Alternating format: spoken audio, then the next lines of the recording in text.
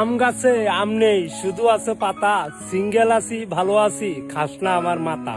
এটা আই বাস্তব। হাই বন্ধুরা, আই অ্যাম রিপন ভিডিও বলে কথা শুরু করেন। তারপর সন্ধে সন্ধে বলেন যা মনে আসে তাই।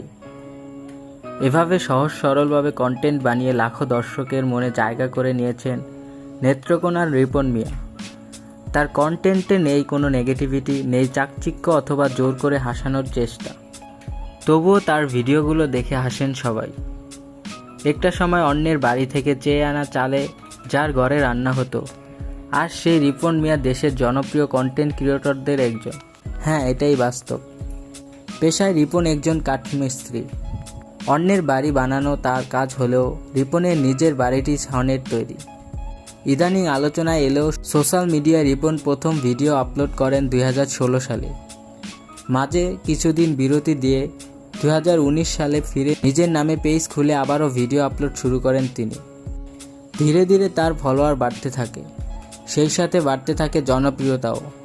কখনো গোসল করতে করতে, কখনো খেতে বসে, কখনো আবার বইপত্র নিয়ে বসে কন্টেন্ট বানান তিনি।